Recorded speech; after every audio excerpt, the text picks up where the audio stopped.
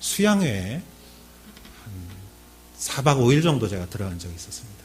경배와 찬양 빡세게 수양회를 했는데 마지막 날에는 한 새벽 5시 정도까지 찬양을 저녁부터 시작해서 찬양을 하고 마지막에 성찬식으로 끝나는데 지금 이 찬양을 한 4-5시간은 계속 찬양한 것 같아요. 신실하신 하나님. 그때 저는 그 감격이 지금도 있어요. 그래서 이 찬양이 나왔을 때 얼마나 마음이 감동스러웠는지 정말 그 신실하신 하나님 앞에서 우리가 전심을 다하여 우리가 예배하고 찬양할 때 우리의 영혼이 정말 소생되고 우리의 정말 그 빛 속에서 그 마른 풀들이 생동하듯이 예배를 드리면서 우리의 마음속에 힘이 솟고 소망이 솟고 우리의 영혼이 생기가 돋는 것이죠. 우리는 이 예수님 앞에서 우리는 예배를 드려야 하는 것입니다. 그런데 2000년 전에 예수님이 아기로서 이 땅에 오셨을 때 그 예수님이 조금 우리 제아 지금 기도했던 이 제아와 같이 예수님이 아기로 이 세상에 오셨을 때 예수님을 처음 예배한 것은 누구일까? 마태복음에서는 동방에서 온 박사라고 이렇게 적혀 있습니다. 예수님을 처음 예배했던 그 박사들의 그 이야기를 오늘 성경을 보고 우리가 같이 보면서 우리 같이 은혜를 나누고자 합니다. 1절과 2절을 같이 한번 읽어보도록 하겠습니다. 시작. 헤로드 왕 때에 예수께서 유대 베들레헴에서 나심에 동방으로부터 박사들이 예루살렘에 이르러 말하되 유대인의 왕으로 나신 이가 어디 계시뇨? 우리가 동방에서 그의 별을 보고 그에게 경배하러 왔노라 하니. 헤로드 왕 때 옛날에는 모든 시대를 말할 때 어느 왕 이것이 시대를 말하는 대명사였죠. 헤로드 왕 시대에 예수님께서는 베들레헴에서 태어났다. 이렇게 성경은 말하고 있습니다. 유대 베들레헴에서 헤로드 왕이라는 사람은 아주 권모술수가 능한 그러한 왕으로 알려져 있습니다. 그리고 예수님께서는 유대 예루살렘이 아니라 베들레헴이라는 작은 마을에서 예수님은 태어나셨다고 적혀져 있습니다. 여러분, 아기가 태어나는 것은 기쁜 일이고 그 어머니와 그 가족들에게는 참 무엇보다도 좋은 일이지만 그렇지만 이 아기는 사실 많이 태어납니다. 일본에서도 매년 아기가 100만 이상 명이 태어나는데 100만 명. 그럼 평균 하루에 2,800명 정도의 아기가 태어난다고 합니다. 그 당시에 베들레헴의 인구가 적었다고 하더라도 그렇다 하더라도 아기가 이렇게 태어난 것은 큰 뉴스가 되지 않죠. 사실은 예수님이 태어났다는 것은 큰 뉴스인데 그것을 알아챈 사람이 사실은 아무도 없었습니다. 그런데 이 예수님이 태어난 것이 아주 큰 뉴스가 되는 그러한 계기가 있었습니다. 그것이 바로 동방에서부터 박사들이 예루살렘으로 이르렀다. 동방에서부터 유대 지방에서 동방으로, 그러니까 바벨론이나 페르시아나 지금 이란이나 이라크 이 정도가 되겠죠. 여기서 박사들이 영어에서는 wise man, 그래서 현자라는 표현을 썼고, 그리고 원어로서는 마고스라고 해서 정확하게 말하면은 점성술사라고 우리는 이렇게 해석할 수 있습니다. 그 동방이 어딘지는 잘 모르지만 동방에서 점성술가가 왔습니다. 바벨론은 당시에 별을 보고 점을 치는 것이 하나의 학문의 하나이기도 했습니다. 그러나 구약 성경을 보면은 하나님께서는 사실 점성술을 그렇게 기뻐하지는 않으십니다. 이사야서 47장 13절부터 14절을 우리가 한번 같이 보도록 하겠습니다. 같이 한번 읽을까요? 내가 많은 모략을 인하여 피곤케 되었도다. 하늘을 살피는 자와 별을 보는 자와 월삭에 예고하는 자들로 일어나 내게 임할 그 일에서 너를 구원케 하여 보라. 보라, 그들은 촉에 같아서 불에 타리니 그 불꽃이 세력에서 스스로 구원치 못할 것이라. 이 불은 더럽게 할 숯불도 아니요 그 앞에 앉을 만한 불도 아니니라. 내가 많은 모략을 인하여 피곤케 되었도다. 하늘을 살피는 자, 별을 보는 자, 월삭을 예고하는 자, 이것들이 하늘을 보고 점을 치는 점성술을 말하는 것인데, 하나님은 그들은 초계와 같이 불에 타리라. 하나님은 그것을 결코 기뻐하지는 않으십니다. 그런데 유대인의 많은 유대 사람들이 알지 못했지만 동방에서 온 그 이방인이 예수님이 태어난 것을 알고 2절에 보면 유대인의 왕으로 나신 이가 어디 계시뇨라고 이렇게 말을 합니다. 유대인의 왕으로 나신 이가 어디 계시뇨? 이 한마디가 그 당시에 예수님이 태어난 것을 아무도 알아차리지 못하고 그것이 어떤 뉴스가 되지 못한 상태에서 아주 커다란 뉴스가 되도록 만들어버렸죠. 이 마태복음서는 마태가 유대인을 위해서, 이스라엘 사람들을 위해서 적은 책인데, 그렇다면은 이것을 읽었던 유대인들은 아마도 무척 놀랐을 겁니다. 왜냐하면은 하나님의 그 구약 성경을 갖고 있던 그 유대인들은 아무도 예수님이 태어난 것을 알아차리지 못했는데, 이방인들이 멀리서 와서, 그것도 별을 보고 와서 예수님이 태어났다는 것을 그들이 먼저 알고 말을 했을 때, 이 유대인들은 얼마나 자존심이 상했을까. 그리고 우리는 여기서 하나님은, 사실 하나님이 모든 것을 창조하신 것이죠. 사람도 별도 달도 하나님이 창조하신 것이고, 하나님께서는 창조하신 모든 것을 하나님은 하나님의 방법대로 사용하신다는 것이죠. 3절부터 6절까지의 말씀을 계속 한번 읽어보도록 하겠습니다. 시작. 헤롯 왕과 온 예루살렘이 듣고 소동한지라. 왕이 모든 대제사장과 백성의 서기관들을 모아 그리스도가 어디서 나겠느냐 물으니, 가로되 유대 베들레헴이오니 이는 선지자로 이렇게 기록된 바, 또 유대 땅 베들레헴아 너는 유대 고을 중에 가장 작지 아니하도다.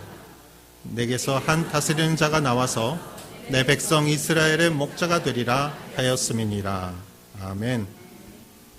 자, 3절에 보면은 이 일로 헤롯 왕이 듣고 소동한지라. 일본어 성경을 보면 헤롯 왕이 두려워한지라 라고 나옵니다. 여러분, 가짜는 자신이 가짜인지 누가 제일 잘 아냐면 본인이 제일 잘 알아요. 자기가 진짜가 아니라 가짜인 것을 아는 것은 본인이. 헤롯 왕은 원래 에돔 사람이었습니다. 이스라엘 사람이 아니었고 에돔 사람이었는데, 어떻게 이방인이 유대인의 왕이 되었느냐. 이 사람은 참 권모술수가 능한 사람으로서 로마 정부로부터 유대인의 왕으로 임명을 받았습니다. 그렇기 때문에 그는 아무런 정통성이 없고 존경받는 사람이 아니었기 때문에 그는 많은 건설 사역을 했습니다. 오늘날로 말하면 헤롯은 아마 굉장히 대중적인 인기를 끄는 그러한 지도자였을 것이에요. 그는 가이사랴에 항구를 만들고 수로를 만들고 원형 경기장을 만들고 또 이스라엘 사람들에게 호감을 얻기 위해서 예루살렘의 성전을 아주 멋있게 만든 사람이었습니다. 그는 자신을 멋있게 포장했고 업적을 쌓았지만 사실 헤롯 왕의 내면은 공허했고 그의 내면은 텅 비어 있었습니다. 그는 믿음도 없었고 비전도 없었고 꿈도 없었고 백성을 사랑하는 그러한 긍휼의 마음도 없었습니다. 여러분, 그는 믿음으로 봤을 때 그는 가짜였지만 가짜에게 제일 두려운 건 뭐죠? 진짜가 나타나는 거예요. 가짜만 있으면 좀 잘 포장하면 진짜처럼 보여요. 그런데 진짜가 옆에 있으면 숨길 수가 없어요. 잘생긴 사람이 제 옆에 있으면 숨길 수가 없어요.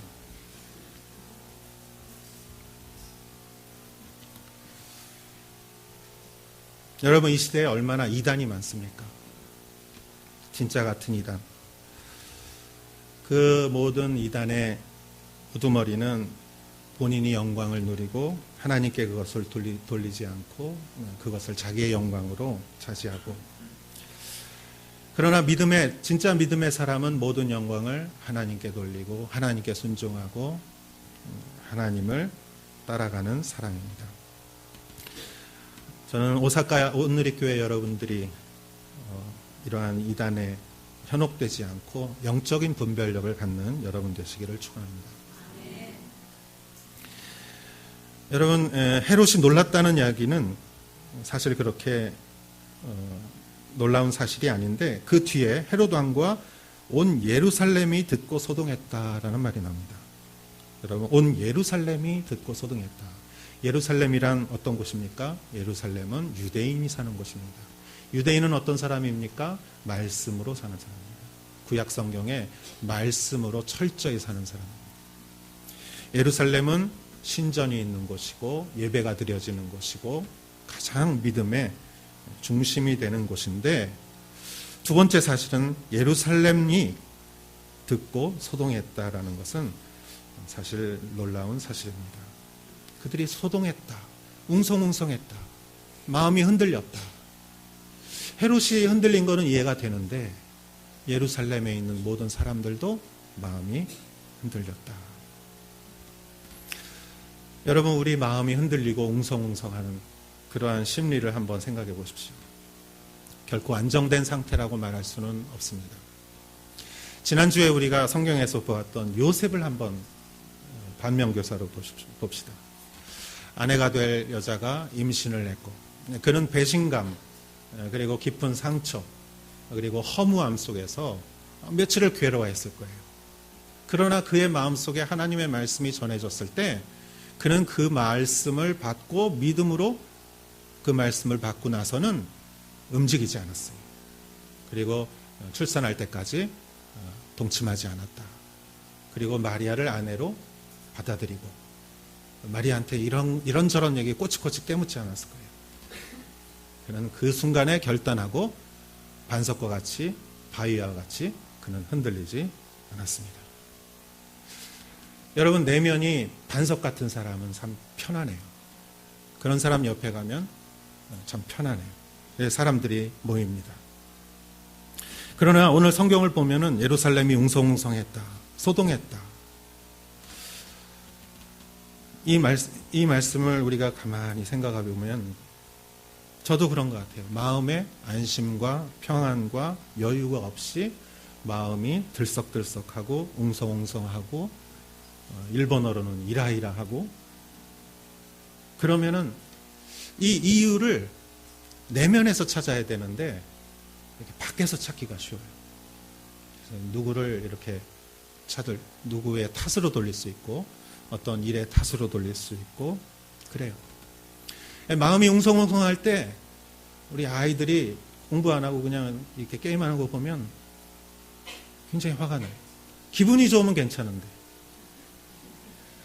새벽 기도 갔다가 집에 왔는데 애들이 막 그냥 자고 있는 거 보면 그럴 때도 있어요. 내 마음에 평안이 없는 거예요. 파도가 치고. 그러면은 그 이유를 좀 꼭 밖에서 찾고 싶어요. 그러면 우리의 입을 통해서 어떤 불평과 불만이 나올 수가 있습니다. 그러나 사랑하는 여러분, 예루살렘이 소동한 것은 예루살렘의 믿음이 이 당시에 믿음이 없었기 때문이 아닌가 생각합니다. 요셉과 같이 마음속에 말씀을 가지고 믿음 안에 굳건히 서면 파도가 쳐도 두려워하지 않는 것이죠. 여러분, 존 웨슬레라는 감리교 운동을 했던 사람이 있어요.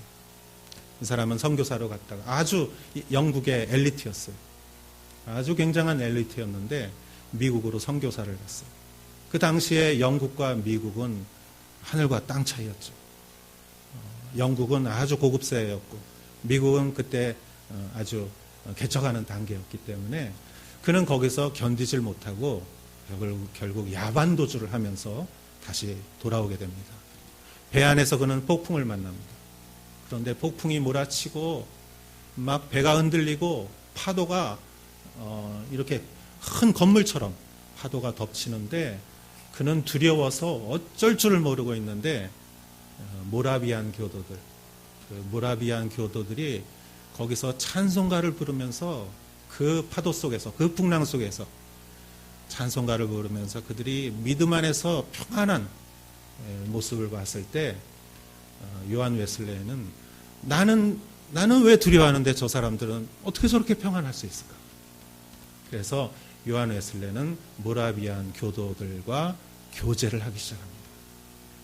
그는 철저하게 규칙주의자로서 철저하게 말씀과 기도 생활을 했지만 하나님의 체험을 하지 못했던 거죠. 그는 거기서 새로운 체험을 하게 됩니다. 로마서의 주석을 읽는 어떤 사람의 그 낭독 소리에 그는 마음이 뜨거워지는 체험을 하면서 그는 복음으로 새로 거듭나게 되면서 그는 그 다음부터 말을 타고 다니면서 전도를 시작해요. 그것이 영국을 무혈혁명으로 이끌었던 영국의 그 모순된 사회를 프랑스와 같이 피 흘리지 않는 그러한 혁명으로 이끌었던 감리교 운동이었습니다. 그 파도가 치는 가운데에서도 그 사람들은 흔들리지 않고 믿음으로 찬양을 부르던 거죠. 사랑하는 여러분, 여러분들이 우리 가운데 정말 풍랑이 치고 파도가 치고 경제적으로 어렵고 자녀들의 문제가 풀리지 않고 내가 생각했던 대로 뜻대로 되지 않는 그러한 풍랑이 왔을 때 여러분 믿음으로 서시기를 축원합니다. 믿음으로 서시고 하나님 앞에 설 때 여러분 아무리 파도가 쳐도 여러분은 반석과 같이 하나님 위에서 요셉과 같이 굳건히 서는 여러분 되시기를 축원합니다. 4절에 보면은 헤롯이 제사장들과 그 서기관들을 불러서 그리스도가 어디서 나겠느냐 이렇게 묻습니다. 그래서 헤롯은 유대인의 왕을 했기 때문에 들은 게 있어서 성경을 연구하는 성경의 전문가들을 불러서 유대인의 왕이 어디서 나느냐라고 그랬을 때 그는 그것이 곧 그리스도라는 것을 깨닫고 그리스도가 어디에서 나는지 구약 성경이 어떻게 예언을 했는지 그는 찾아보도록 이렇게 부탁을 합니다. 조사를 했을 때 그 사람들이 결론이 6절에 미가서 5장 2절 말씀 700년 전에 예언되었던 그 말씀 유대 땅 베들레헴아 너는 유대 고을 중에 가장 작지 아니하도다 내게서 한 다스리는 자가 나와서 내 백성 이스라엘의 목자가 되리라. 이 미가서의 예언을 그들이 결론적으로 갖고 와서 결국은 그리스도가 베들레헴에서 탄생한다는 것을 헤롯에게 말해주죠. 성경은 예언과 약속이 실현되었고 실현되고 앞으로도 실현될 책입니다. 지난번에도 말씀드렸듯이 성경은 오래된 책이 아니라 우리들을 영원으로 인도하는 정말 현실에서 우리의 역사 속에서 이루어지는 모든 일을 예언한 책이죠. 하나님의 말씀입니다. 7절부터 9절까지의 말씀을 계속 한번 읽어보겠습니다. 이에 헤롯이 가만히 박사들을 불러 별이 나타난 때를 자세히 묻고 베들레헴으로 보내며 이르러 가서 아기에 대하여 자세히 알아보고 찾거든 내게 고하여 나도 가서 그에게 경배하게 하라. 박사들이 왕의 말을 듣고 갈새 동방에서 보던 그 별이 문득 앞서 인도하여 가다가 아기 있는 곳 위에 머물러 섰는지라. 아멘.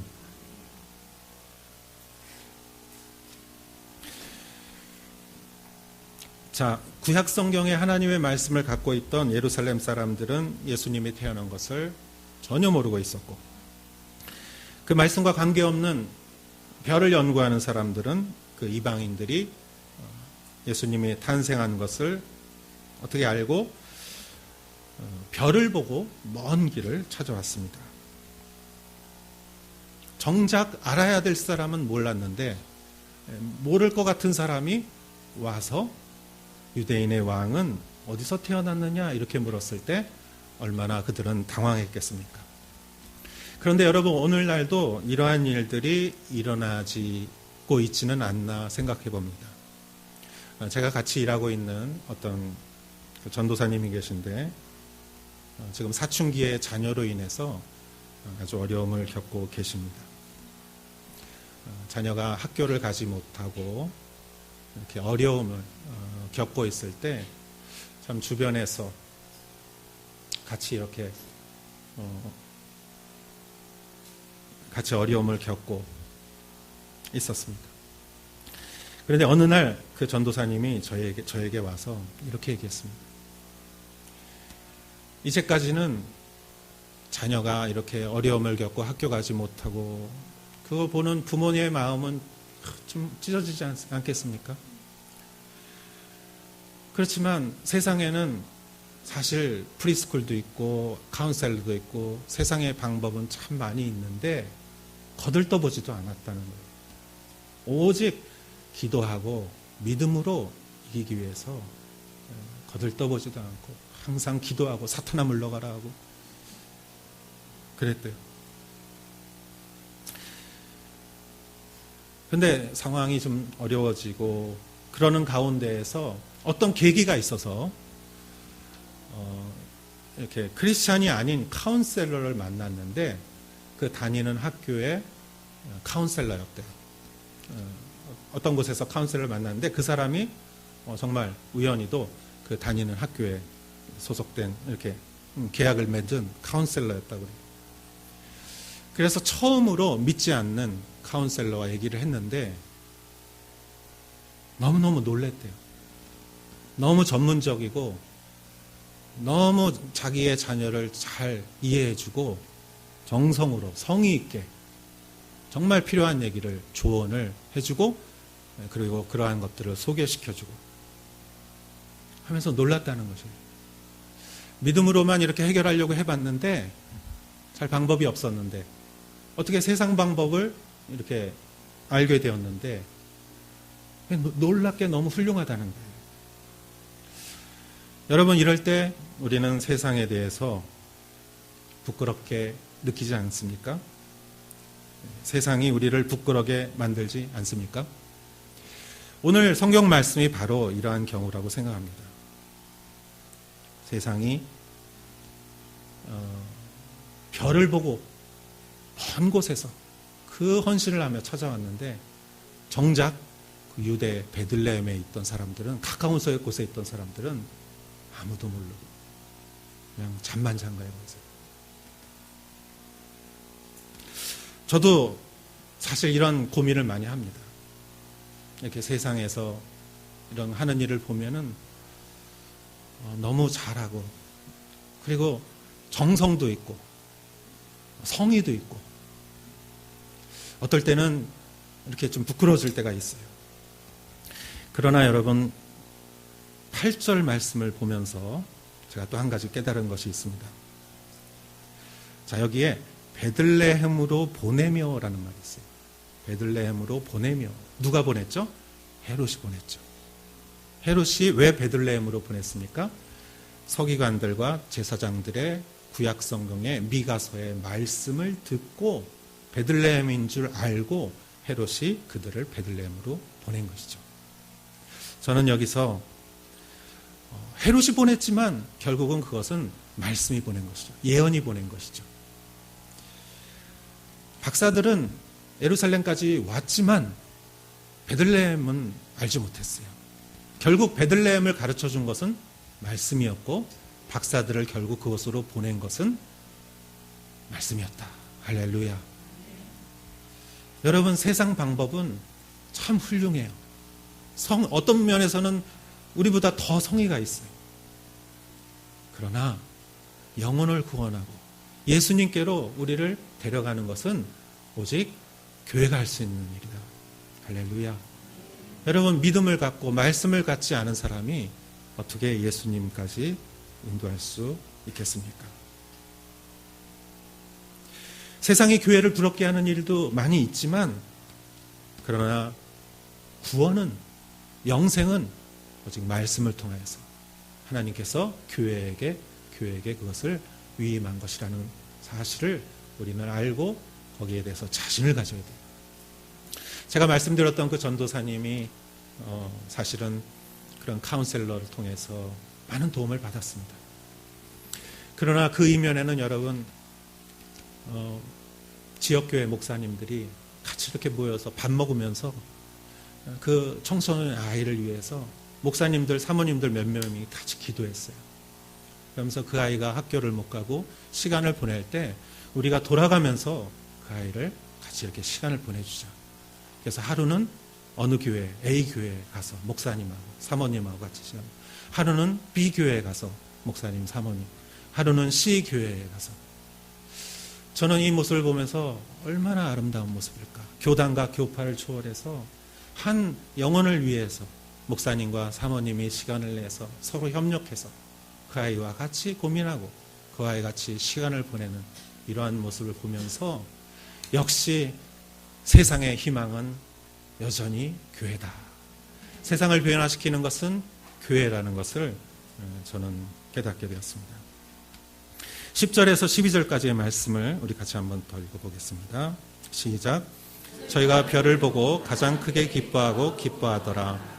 집에 들어가 아기와 그 모친 마리아에 함께 있는 것을 보고 엎드려 아기께 경배하고 보배합을 열어 황금과 유향과 모략을 예물로 드리니라. 꿈에 헤로데게로 돌아가지 말라 지시하심을 받아 다른 길로 고국에 돌아가니라. 아멘. 자, 그들은 베들레헴으로 가면서 다시 별을 보게 됩니다. 그리고 그 별이 인도하는 곳에 갔을 때 그들은 기뻐하고 기뻐했습니다. 그들은 기뻐하고 기뻐했습니다. 그리고 그것에서 그들은 모친 마리아와 아기 예수님을 만나서 예배를 드리죠. 하나님은 사람을 겉모습으로 판단하지 않습니다. 하나님은 우리의 기준과 생각을 초월해서 하나님은 본인의 일을 하시고, 정말 소중한 예수님의 탄생의 시간에 예수님 앞에서, 그 아기 예수님 앞에서 거룩한 예배를 드린 사람은 외국에서 온 점성술사들이었습니다. 그 사람들은 어떤 마음을 갖고 있었을까요? 그들은 별을 연구하는 열정이 있었겠지만 그들은 순수한 믿음과 열정이 그 안에 있었고, 그로 인해서 그들은 말씀을 만나게 되었고, 그로 인해서 그들은 예수님을 만날 수 있었습니다. 사랑하는 여러분, 여기에는 어렸을 때부터 집안이 기독교 크리스찬 홈이라서 이렇게 잘한 분도 계시지만, 여러분들이 이렇게 중학교, 고등학교, 대학교 이렇게 성인이 되어서 예수님을 만난 분들도 계시지 않습니까? 여러분들이 예수님을 몰랐지만 어떤 여러분들 안에 있는 순수한 열정과 어떤 진리를 추구하는 그런 마음이 여러분을 교회로 인도했던 것이 그러한 경우도 있지 않습니까? 동방에서 온 그러한 박사들의 그러한 진리에 대한 헌신, 그들은 목숨을 걸고 여행을 계획했고, 내가 이번에 가면은 아마 못 올지 몰라, 다시는 우리가 못 만날지 몰라, 이렇게 가족들에게 얘기했을지도 모릅니다. 그들은 정치적인 사람들이 아니었습니다. 아마 정치적인 사람들이었으면 헤로드 왕이 듣는 데에서 유대인의 왕이 누구뇨 이렇게 말하진 않았을 것입니다. 그들은 아주 순수한 열정으로 별을 찾았을 때 하나님은 그 열정을 통해서 결국은 그들을 말씀으로, 예수님으로 인도하시고, 여러분도 여러분 안에 있는 순수한 열정으로 예수님을 만나서 지금 이 자리에서 예배드리는 여러분도 많으실 줄 믿습니다. 여러분, 그러면 이렇게 다시 한번 반대로 한번 생각해 봅시다. 동방박사들이, 여러분들이, 우리가 동방박사가 되어서 이번에는 예수님 안에서 세상으로 나간다고 한번 생각해 봅시다. 별을 보고 별을 찾아서 왔지만 그로 인해서 예수님과 말씀을 만났고, 예수님을 만난 우리가 이제는 예수님의 말씀을 가지고 이 세상으로 다시 간다고 한번 생각해 봅시다. 사실은 어제 제가 지금 있는 그 유치원 제가 원장으로 있는 유치원의 졸업식이 어제 마무리됐습니다. 아이들 졸업식 그리고 사은회, 그래서 몇 시간 동안 같이 부모님들과 그 아이들과 같이 시간을 보냈는데 참 제가 눈물이 여기까지 이렇게 떨어지려고 하는 거를 억지로 참았어요. 아이들 웃는 얼굴로 아이들을 보내고 싶었어요. 그 아이들의 순수함. 저도 아이를 키웠지만 그 아이들이 이렇게 모아놓고 예배 드렸을 때 정말 스폰지가 물을 빨아들이듯이 그 흡수력, 그리고 그 예배를 드리는 그 영혼의 맑음, 그 안에서 제가 얼마나 많은 위로를 받았는지 모릅니다. 그러나 저희 학원에서는 사실 오랜 역사가 있었지만 수년 전부터 몇 년 동안은 유치원의 방침이 기독교 미션 유치원인 것을 드러내지 않는 정책을 썼어요.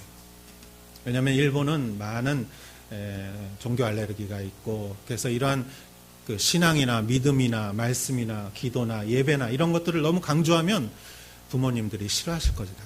그리고 아이들을 모집하는데 어려울 것이다. 그래서 몇 년 동안 그러한 정책을 고수를 했습니다.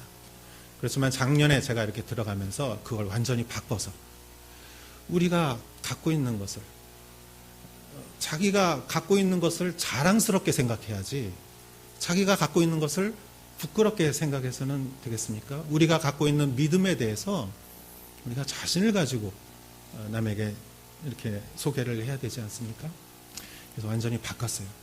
그래서 예배도 아이들 예배 드릴 때 아주 복음적으로 예배 드리고, 선생님과도 이렇게 성경 공부를 꼭 하고 복음적으로 성경 공부를 하고, 어머니들 이렇게 모아서 성경 공부하면서, 그리고 자녀 양육에 대해서 같이 이렇게 토론하고 나누면서, 그리고 한 달에 한 번씩 이렇게 있는 생일 잔치에 제가 가서 이렇게 기도를 하는데, 그냥 앞에서 이렇게 기도하지 않고 제가 어떻게 했냐면은 아이들, 생일 맞은 아이들을 한 명 한 명 서게 해서 머리에 손을 얹고 이렇게 기도했어요. 안수 기도. 마음속으로는 부모님들이 어떻게 생각할까, 그런 걱정도 있었어요. 그러나 생일 파티를 시작하기 전에 아이들 명부를 보면서 기도하면서 말씀 속에서 얘를 위해서, 이 아이를 위해서 무엇으로 기도해야 될까 기도하면서 이렇게 메모를 하고, 그 메모를 가지고 아이들 머리 위에 손을 얹고 기도를 했습니다.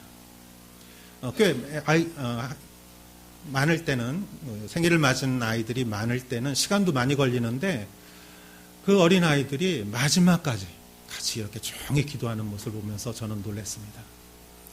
그리고 그 아이를 위해서 성경 말씀에 기초해서 손을 얹고 기도했을 때 이쪽 구석에 부모님들이 이렇게 앉아 계신데, 그 부모님들이 다 눈물을 흘리십니다. 그러면서 제가 깨달은 게 있어요. 우리는 우리의 믿음을 부끄러워해서는 안 된다. 우리가 믿는 바를 자신을 가지고 당당히 하나님을 말해야 된다. 그렇다면은 세상도 알아준다. 하나님이 동방박사를 알아줬듯이 세상도 믿음의 사람을 알아준다는 자신감이 생기면서, 그러면서 어저께 졸업식을 하는데 아이들과 부모들이 하는 말 속에서 하나님의 사랑을 알려줘서 고맙습니다. 앞으로도 하나님 사랑 속에서 살아가겠습니다. 모든 사람들이 정말 하나님을 좋은 신분으로 그렇게 인식하면서 유치원의 부찌꼼이라고 하죠. 이렇게 입소문, 이게 점점 좋아지고 있어요. 내년에는 아마 추첨도 할 수 있을 것 같아요.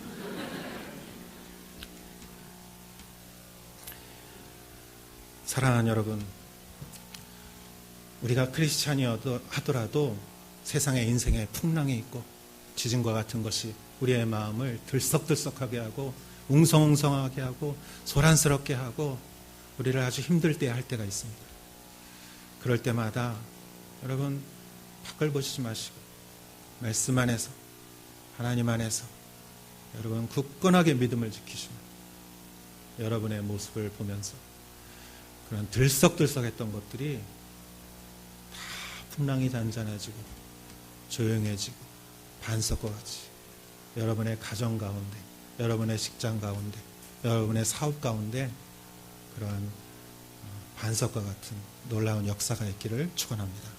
아멘. 기도하겠습니다. 하나님 아버지, 동방박사를 사용하시어서 예배를 받으신 하나님, 우리는 이제 예수님을 만난 동방박사와 같이 마음 안에 믿음을 가지고 세상을 향하여 당당히 나아가고, 또 그러한 믿음이 우리의 자녀들 위에도 임하여서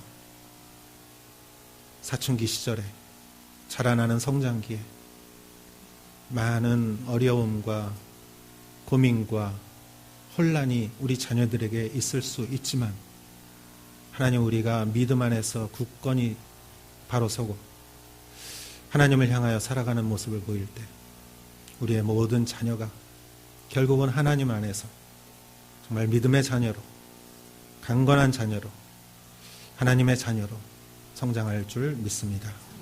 하나님, 우리 성도님들 가정을 축복하시고 직장을 축복하시고 하시는 모든 일 가운데 하나님이 함께하여 주시옵소서. 모든 말씀 예수님의 이름으로 기도하였사옵나이다. 아멘.